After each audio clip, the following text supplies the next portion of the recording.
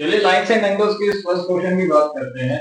यहाँ पे हमें गिवन है POQ एक स्ट्रेट लाइन है, ओके, और वहीं पे एक रे OS है। अब OS की वजह से दो एंगल बनते हैं, POS और QOS। हमें गिवन है इन दोनों एंगल के एंगल बाइसेक्टर्स भी हैं, एक है OT और एक है OR, जो हमने सब कुछ गिवन में लिखा है। और क्वेश्चन में हमें बोला गया है कि हमें POS को x लेके सॉल्व करना होगा और फाइंड करनी है वैल्यू ROT। तो चलिए शुरू करें। अब देखिए हमें पता है POS x है, तो उसके हाफ तो हम निकाल लेंगे, और इधर के हाफ निकालने के लिए ये भी चाहिए। तो 2 मिनट के लिए OR और OT पे ध्यान मत दो, सिर्फ POS पे और QOS पे ध्यान दें। तो हम बोल सकते हैं POS plus QOS is 180 degree because they form linear pair, जिसमें से इसकी वैल्यू x पता है हमें। तो इधर से QOS की वैल्यू हमारी आ जाएगी 180 डिग्री माइनस x। ठीक है, अब हम एंगल बाइसेक्टर्स को यूज करेंगे because OR bisects angle POS। तो हम कह सकते हैं, एक काम करता हूं मैं, इनको एंगल 1, 2, 3 और 4 नंबर दे देता हूं, आसानी से काम हो जाएगा। तो एंगल 1 और 2 दोनों इक्वल हैं और दोनों POS के हाफ हुए, यानी कि हाफ ऑफ x। इसी तरह OT जो है वो बाइसेक्ट करता है एंगल QOS को, तो उस हिसाब से एंगल 3 और एंगल 4 हाफ एंगल QOS हुए। अब QOS की वैल्यू क्या है, अभी हमने निकाली थी 180 माइनस x। तो जब ये हाफ से मल्टीप्लाई होगा तो ये बन गया 90 और ये बन गया x/2। अब ये सब तो हमने बाइसेक्टर का यूज कर लिया। अब देखो हमें चाहिए क्या, हमें चाहिए ROT। फिगर में ध्यान से देखें, ROT इज नथिंग बट 2 + 3। तो हम लिखेंगे ROT हमारा है एंगल 2 + एंगल 3। अब 2 एंगल हमारा है x/2 और वही एंगल 3 जो है उसकी वैल्यू है 90 माइनस x/2। अब यहाँ x/2 से x/2 कैंसिल हो गए और हमारा आंसर आ गया 90 डिग्री। तो इस तरीके से ये हमारे एनसीईआरटी का एग्जांपल है, बट इंपॉर्टेंट क्वेश्चन है, ये पूरा हो जाता है। आई होप आपको समझ आया होगा। चलिए सेकंड क्वेश्चन को समझते हैं। अब यहाँ पे आप फिगर देख सकते हैं, यहाँ पे POQ एक लाइन है जिसपे OR परपेंडिकुलर है, वहीं एक OS कोई भी रे है। हमें प्रूव करना है जो एंगल ROS यानी ये एंगल है, that is half of difference of QOS and POS। अब इसको करने के 2-3 तरीके हैं। जो मैं प्रेफर करता हूँ, मैं अपने स्टूडेंट्स को बोलता हूँ कि आप QOS और POS को ROS की टर्म्स में निकालने की। तो चलो फिगर से समझते हैं। जैसे QOS है, इसका ROS से क्या रिलेशन, तो हम देखते हैं QOS जो है वो और कुछ नहीं, QOR और ROS का सम है। QOR और ROS का सम, जिसमें से QOR एंगल 90 डिग्री है, तो एंगल QOS होगा 90 डिग्री प्लस एंगल ROS। ठीक है, अब ये रिलेशन हुआ, यहाँ से ROS की वैल्यू निकालो। तो ROS क्या आया, QOS माइनस 90 डिग्री। ठीक है, इसको अपनी फर्स्ट इक्वेशन बोल देता हूँ। अब इसी तरह मैं ROS और POS का रिलेशन, कहाँ है POS, कहाँ है ROS, इन दोनों को देखो तो एंगल, अच्छा, और आप एक काम करो, इस इक्वेशन को ना रिवर्स करके लिखना, ROS लेफ्ट में चाहिए आप, तो इसी चीज को हम बोल सकते हैं ROS इक्वल QOS माइनस 90, किसे बोलते हैं first equation. Okay, now coming back to POS के साथ रिलेशन। तो POS और ROS एडजेसेंट एंगल्स हैं, इन्हें जोड़ के POR बनता है। तो angle ROS plus POS is equal to POR। और अगर ध्यान से देखें, क्योंकि परपेंडिकुलर है OR, तो POR की वैल्यू 90 हो गई, तो ROS इज POS और यहाँ पे आ गया 90। तो इधर से ROS की वैल्यू क्या होगी, 90 डिग्री माइनस POS। इसको बोल दो सेकंड इक्वेशन। तो हमने सिर्फ फिगर को यूज करते हुए ROS की वैल्यू QOS की टर्म में निकाली, फिर ROS की वैल्यू POS की टर्म में निकाली। अब आप इन्हें ऐड कर दीजिए, तो ROS plus ROS left side add हो जाएंगे और इक्वल में QOS minus 90 plus 90 minus POS। अब देखिए 90 से 90 कैंसिल और ये बन गया ट्वाइस ROS और इधर क्या बचा QOS माइनस POS। ये 2 उधर जाएगा तो हाफ बन जाएगा और यही तो हमें चाहिए था। तो बस अपने थोड़े स्टेप्स को क्लियर रखिए माइंड में, क्वेश्चन शुरू करने से पहले सोच लीजिए आप करने क्या वाले। तो ये हमें प्रूव करना था जो हमने कर दिया। अब सिंपल इसलिए बोलता हूँ इस चीज को क्योंकि ये चीजें हमें क्वेश्चन में दिख रही होती हैं, तो याद रहेगा इन दोनों का रिलेशन ढूंढो, इन दोनों का रिलेशन ढूंढो और ROS दोनों में निकाल के ऐड कर दीजिए। ये हमारा सेकंड क्वेश्चन कंप्लीट होता है। अब देखिए थर्ड क्वेश्चन को ध्यान से, हमें यहाँ पे गिवन है दो पैरेलल लाइंस और उनके दो कॉरस्पॉन्डिंग एंगल्स के एंगल बाइसेक्टर गिवन और प्रूव करना है कि कॉरस्पॉन्डिंग एंगल्स के एंगल बाइसेक्टर्स जो हैं वो भी पैरेलल होंगे, यानी बी पैरेलल सीजी प्रूव करना है। अब देखो हमें क्योंकि पता है that PQ is parallel to RS, तो angle ABQ will be equal to angle BCS because they are corresponding angles। ठीक है, अब अगर दो angle sorry it was AB, अब क्योंकि कॉरस्पॉन्डिंग एंगल्स इक्वल है या कोई भी दो चीजें अगर इक्वल है तो क्या उनकी हाफ चीजें भी इक्वल होंगी? बिल्कुल होंगी, तो हम ऐसा बोल सकते हैं। अब यहां तक आने के बाद आप क्या करिए, आप बता दीजिए हाफ ए बी, तो आप बताएंगे BE बाइसेक्ट करता है एंगल ABQ को जो गिवन है, जिसका मतलब एंगल 1 या 2 दोनों हाफ ABQ, और इसी तरह CG बाइसेक्ट करता है एंगल BCS को, जिससे हम कह सकते हैं एंगल 3 और 4 ये इक्वल है हाफ BCS के। ये बात को यूज करके मैं यहाँ पे चाहूं तो 1 लिखूं या 2 लिखूं, यहाँ चाहे तो 3 लिखूं या 4 लिखूं, या इनफैक्ट मैं सारे क्यों ना लिख दूं, कि इससे हमने बता दिया चारों एंगल आपस में इक्वल है। अब इन चारों में से अगर मैं सिर्फ 1 और 3 का यूज करूं तो ये ट्रांसवर्सल हुई, 1 और 3 देखिए कॉरस्पॉन्डिंग कहलाएंगे इन दो लाइनों के हिसाब से, तो हम यहाँ बोल देंगे as angle 1 equal to angle 2, therefore BE is parallel to CG, और एक स्टेटमेंट डाल देंगे when corresponding angles are equal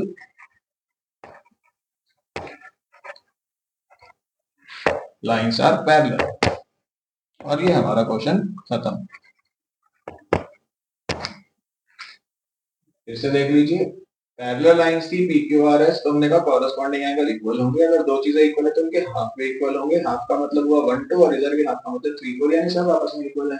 अब इनमें से हमें जो प्रूव करना है उसके अकॉर्डिंग हम यूजफुल चीज दे लेंगे, यानी कि 1 और 3 ले लिया, सॉरी 1 और 3 ले लेंगे, तो उस हिसाब से हम बोल सकते हैं कि कॉरस्पॉन्डिंग एंगल्स इक्वल हैं, इसलिए ये लाइंस जो है BE CG को पैरेलल। चलिए अब इस क्वेश्चन 4 को ध्यान से देखें। अगर आप इसको ध्यान से देखोगे तो आपको लगेगा फिगर तो सेम है, सब सेम क्वेश्चन दोबारा क्यों पढ़ा रहे हैं, इधर नजर देंगे। गिवन और टू प्रूव में जो पैरेलल वाली बात है ये उल्टी हो चुकी है। तो अब जो क्वेश्चन की स्टेटमेंट होगी उसमें लिखा होगा कि दो लाइंस हैं, उनके कॉरस्पॉन्डिंग ट्रांसवर्सल है, उन लाइंस के कॉरस्पॉन्डिंग एंगल के जो बाइसेक्टर्स हैं वो पैरेलल है, तो प्रूव करो जो गिवन लाइंस थी यानी PQRS वो भी पैरेलल होंगी। तो ये बिल्कुल उल्टा क्वेश्चन है, ये आपके एनसीईआरटी का एग्जांपल है। ठीक है, अब देखें इसमें भी फिर से एंगल बाइसेक्टर का लॉजिक तो यूज होगा ही, तो पहले लिख लेते हैं कि BE बाइसेक्ट एंगल B लिख लेता हूं फिलहाल मैं पूरे नाम की जगह, तो आ जाएगा angle 1 equal angle 2 equal half angle B, और ऐसे ही CG बाइसेक्ट एंगल C, इसका मतलब angle 3 equal angle 4 equal to half angle C, जैसे हमने बीच में किया था पिछली बार स्टेप, इस बार मैं शुरू में कर रहा हूँ, फर्क नहीं पड़ता काम करो, मैं पहले कर रहा हूँ। अब देखिए पैरेलल कौन सी है, BE और CG, तो हम लिखते हैं BE is parallel to CG। अब अगर BE CG पैरेलल है तो कौन से कॉरेस्पॉन्डिंग एंगल इक्वल माने जाएंगे? 1 और 3। That means angle 1 equal angle 3। Reason क्या है? They are corresponding angles. पर हमें तो PQ और RS पैरेलल करनी है ना, तो PQ RS तब पैरेलल होंगी अगर पूरा एंगल B और एंगल C आपस में इक्वल हम कर पाए। तो 1 को क्या लिख सकता हूँ? यहाँ ध्यान से देखें तो 1 को लिख सकता हूँ हाफ एंगल B और 3 को हाफ एंगल C। हाफ से हाफ कैंसिल, तो B और C इक्वल आ गए और फिर therefore I can say that PQ is parallel to RS। Same statement जो पिछली बार लिखी थी, that when corresponding angles are equal,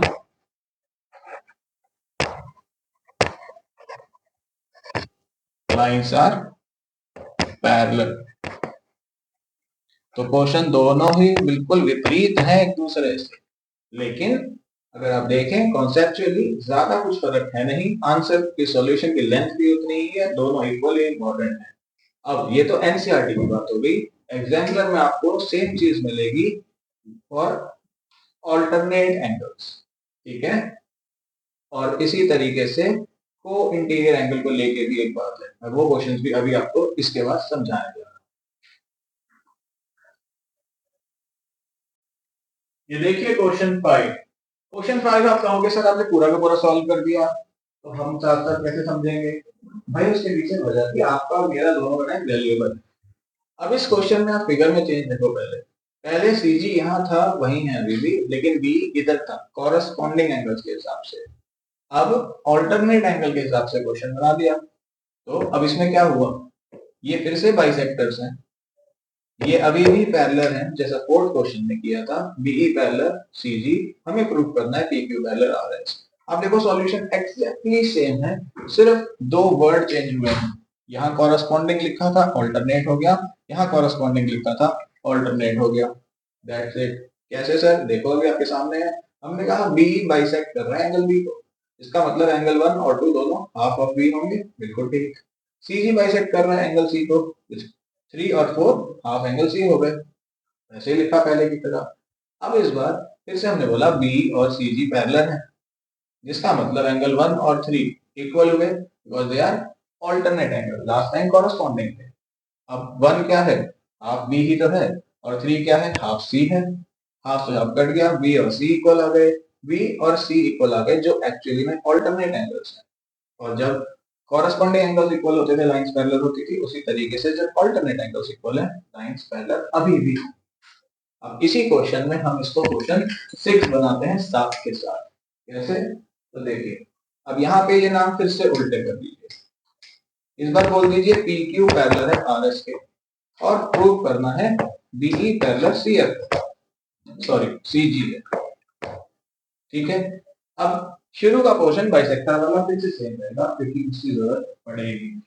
बात आएगी यहां से, तो इधर से हम ये इरेज करते हैं। अब इस बार गिवन कौन सी लाइन पैरेलल है? वो है पी क्यू और आर एस। तो P Q is parallel to R S, जिसकी वजह से ऑल्टरनेट एंगल जब इक्वल कहलाएंगे तो हमें पूरा एंगल बी और सी लेना होगा। तो angle B is equal to angle C हो गया। अब जब ये हुआ तो फिर से जैसे मैंने क्वेश्चन नंबर 3 में समझाया था, जब दो चीजें इक्वल हैं तो उनके हाफ भी तो इक्वल होंगे। और जब मैं हाफ बी कह रहा हूँ तो मेरा मतलब एंगल 1 और 2 है, और जब मैं हाफ सी कह रहा हूँ मेरा मतलब 3 और 4 है। तो चारों एंगल इक्वल आ गए। और इनमें से मुझे जरूरत किसकी है? मुझे इन दोनों को करने के लिए z ये बन रहा है ना, तो 1 और 3 चाहिए। तो इनमें से मैं सिर्फ एंगल 1 और 3 की बात करके बोल दूंगा कि भाई जब ऑल्टरनेट एंगल इक्वल हैं तो लाइंस पैरेलल होंगी ना। तो यानी 1 और 3 से मैं कौन सी लाइन पैरेलल कह रहा हूँ? बी और सी जी। अब देखिए कितने आराम से सब एक जैसे हैं। अब इनको चार अलग क्वेश्चन की तरह समझाता, भारी भरकम चीज बनाता जबरदस्ती, फायदा क्या है? तो ये चीज पर यहाँ रीजन लिखना नहीं भूलना है, ऑल्टरनेट एंगल्स, ऑल्टरनेट एंगल्स या ऑल्टरनेट इंटीरियर एंगल्स, ठीक है। यहाँ पे हमारा 5 और 6 दोनों क्वेश्चन। आइए अब क्वेश्चन 7 देखें। अब ये हमारा इसमें लास्ट वैरायटी आती है, जिसमें हमें दो पैरेलल लाइंस गिवन है पी क्यू और आर एस। ठीक है, अब हमें बताया गया है कि बीई और सीई ये दोनों जो है एंगल बाइसेक्टर्स हैं, को interior angle. Okay, angle bisector है तो हमने तो एक ही चीज सीखी है कि भाई बीई बाइसेक्ट कर रही है एंगल बी को, तो एंगल 1 और 2 इक्वल हो जाएंगे और दोनों हाफ ऑफ बी के इक्वल होंगे। इसी तरह सीई की बात करें तो हम कहेंगे सीई बाइसेक्ट्स एंगल सी, जिसका मतलब 3 और 4 इक्वल हो जाएंगे और हाफ एंगल सी हो जाएंगे। इनको नाम दे देते हैं 3 और 4। तो ये एंगल्स हो गए। अब करें क्या? अब देखिए, हमारे पास 1 2 3 4 इक्वल है, हाफ बी हाफ सी। इस पर्टिकुलर क्वेश्चन में मैं पर्सनली एक्स और वाई लेना प्रेफर करता हूँ। तो अगर मैं बोलूं कि इनकी वैल्यू एक्स है और इनकी वैल्यू वाई है तो आपको प्रॉब्लम तो नहीं, आपका ही काम आसान होगा। तो यानी इन दोनों को मैं 1 2 को, चलो 1 2 भी लिख दें, तो हम ध्यान रख लेते हैं 1 2 हमारे लिए x है, तो ये x है दोनों, और ये हमने y लेट करेंगे। अब आइए वापस शुरू करेंगे जो पैरेलल है वहां से। तो हम बोलेंगे पी क्यू पैरेलल है किसके? आर एस के, जिसका मतलब अब ना यहाँ पे कॉरेस्पॉन्डिंग लगाना है ना ऑल्टरनेट, क्योंकि फिगर में ऐसा कुछ है नहीं, यहाँ लगेगा को इंटीरियर। तो को इंटीरियर के हिसाब से हम बोलेंगे कि angle B plus angle C 180 है, क्योंकि को इंटीरियर तो यही होते हैं।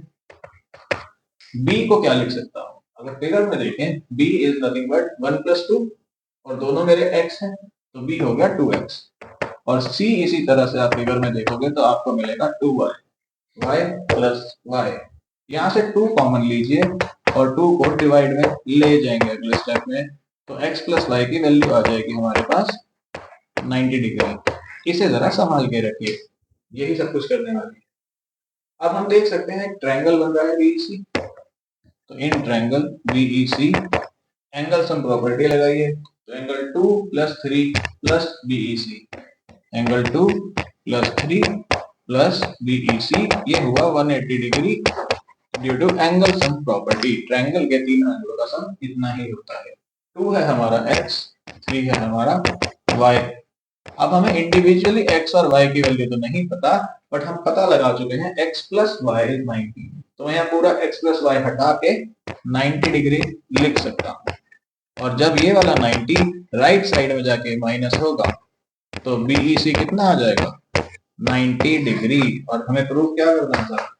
यही कि बीईसी की वैल्यू 90 डिग्री है। तो ये हमारे इंपॉर्टेंट क्वेश्चंस हो गए।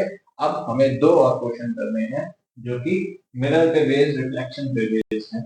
उसके बाद हमारे मोस्ट इंपॉर्टेंट 3 5 मार्क क्वेश्चन खत्म हो जाए। अब देखिए, अब अगला क्वेश्चन मिरर बेस्ड। यहाँ पे फिगर अभी इनकम्प्लीट है, मैं आपको समझाते समझाते फिगर साथ में बनाऊंगा। इधर हमें बोला है पीक्यू और आरएस आपस में पैरेलल मिरर्स हैं। ठीक है, अब इस पहले मिरर में पीक्यू पे अगर कोई रे आती है तो वो रिफ्लेक्ट होके जाएगी। अब जब हम रिफ्लेक्शन की बात करते हैं तो 7th क्लास से हम सीखना शुरू कर चुके थे लाइट चैप्टर में कि एक नॉर्मल बनती है और angle of incidence equal to angle of reflection, law of reflection follow करते हुए रे रिफ्लेक्ट होती है। तो वो यहाँ भी सच रहेगा। अब जब ये रे यहाँ पहुंचती है तो ये मिरर के लिए ये वाली रे इंसिडेंट रे हो जाएगी, और यहाँ पे हम दूसरा नॉर्मल बनाएंगे जो इस मिरर के लिए है, और इस एंगल के इक्वल यहाँ एंगल बनते हुए रे चली जाएगी। तो ये हमारा रिफ्लेक्शन का प्रोसेस हो गया। ये ए है, ये पॉइंट बी है, ये सी, और इधर नाम दे दिया डी। तो हमें गिवन है P Q R S mirror जो है वो पैरेलल है, और हमें प्रूव करना है कि जो हमारी रे ए बी है जो इंसिडेंट थी और जो फाइनली दोनों से रिफ्लेक्ट होकर रे गई है सी डी, वो भी पैरेलल होंगी। अब यहाँ पे जो नॉर्मल्स बनाए थे इनको कुछ नाम दे देते हैं, जैसे एन और एम। तो बी एन नॉर्मल हो गया, सी एम भी नॉर्मल हो गया। चाहे तो उसे कंस्ट्रक्शन में बता दीजिए that B N perpendicular to P Q, या फिर नॉर्मल बोल दो B N and C M as normal. Mirror पे हमने नॉर्मल बनाई। ठीक है, अब देखिए होना क्या है यहाँ पे। आपको यहाँ पे एक चीज को ध्यान से समझना होगा। क्या है वो चीज? देखिए ये दो पैरेलल लाइंस है, इस पे ये 90 डिग्री बना रही है, इस पे ये 90 डिग्री बना रही है। दो पैरेलल लाइंस पे अगर दो परपेंडिकुलर होते हैं तो वो भी आपस में पैरेलल होते हैं। आप चाहे तो ऐसे देखिए, इसको पूरा मैं बढ़ा दूं आगे यहाँ तक, इसको पूरा, तो ये रेक्टेंगल ही बनेगा, सारे एंगल 90 के आएंगे और रेक्टेंगल बनेगा, तो ये दोनों भी तो साइड्स पैरेलल होंगी। तो एक स्टेटमेंट डाल के दैट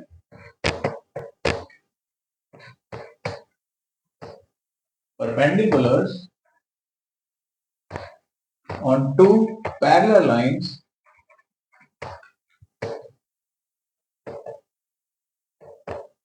are also parallel। हम कह सकते हैं कि BN पैरेलल होगा किसके? CN के। ये नॉर्मल आपस में पैरेलल हो गए, ठीक है। अब अगर ये पैरेलल हैं दोनों, तो this angle must be equal to this angle. Z बन रहा है, ये ट्रांसवर्सल का काम कर रहा है, तो ये कौन से एंगल्स हो गए? Alternate interior angles. तो हम बोलेंगे कि एंगल NBC इक्वल है एंगल MCB के, ऑल्टरनेट इंटीरियर एंगल्स। एक काम करते हैं, इन दोनों को हम x नाम ले लें, तो इनको हम लेट कर लेते हैं x, तो ये x हो गया, ये भी x हो गया। अब बारी आएगी फिजिक्स की। According to law of reflection,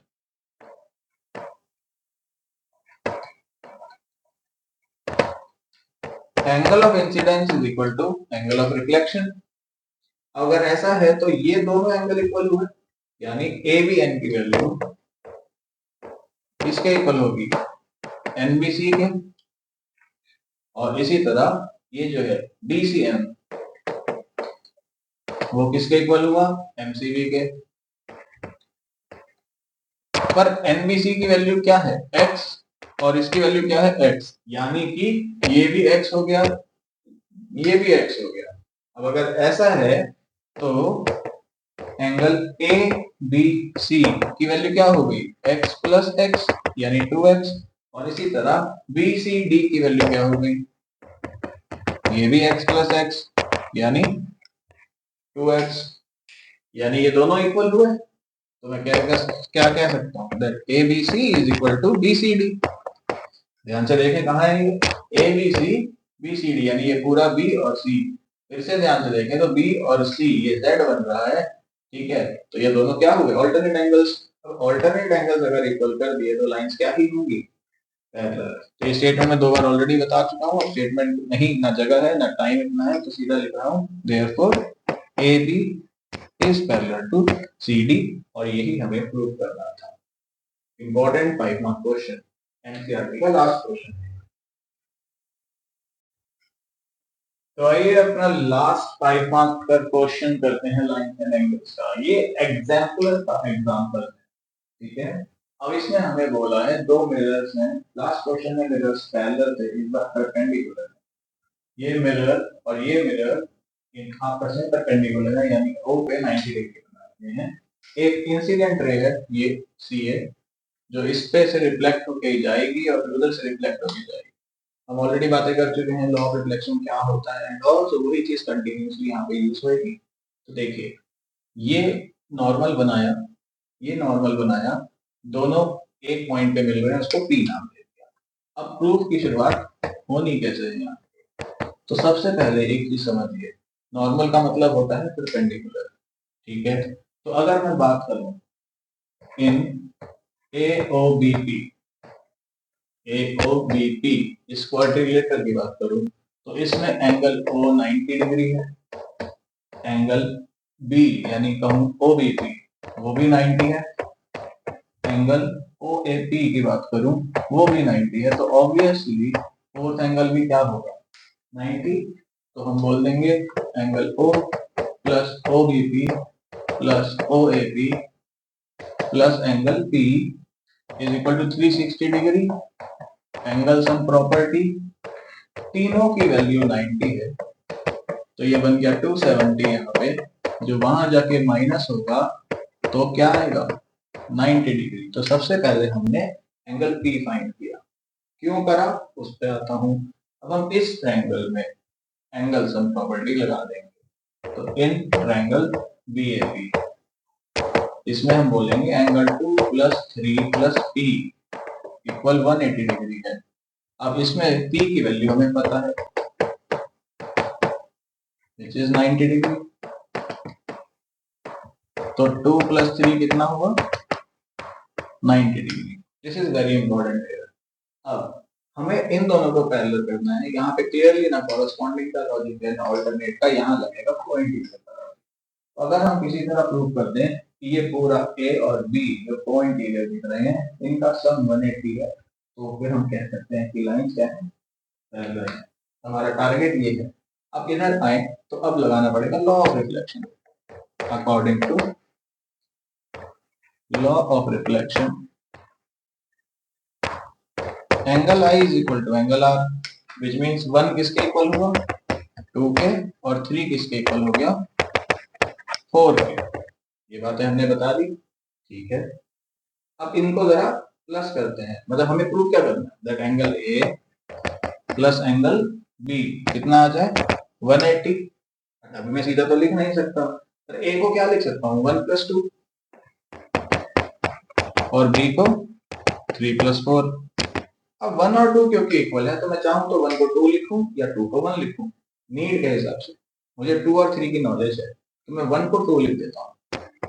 तो 2 + 2 और ऐसे ही 4 को 3, क्योंकि वो इक्वल है तो नाम बदल सकते हैं। तो ट्वाइस 2 + ट्वाइस 3 में से 2 कॉमन ले लूंगा तो बचेगा ये, और 2 + 3 की वैल्यू क्या है 90। तो 2 × 90 हुआ 180 डिग्री। बस अब एंड में क्या करना है आपको एक स्टेटमेंट डालनी है when co-interior angles are supplementary then lines are parallel। फिर हम कह पाएंगे कि जो हमारा AC है वो पैरेलल है BD के, और ये हमारा लाइन करेंगे। उसका लास्ट क्वेश्चन फ्रॉम NCERT और एग्जाम्पल कंबाइंड जो बहुत इंपॉर्टेंट 5 मार्क क्वेश्चन कैटेगरी में आते हैं वो हमारे खत्म। आई होप आपको सारा कुछ समझ आया होगा और अच्छे से सोच कर पाएंगे।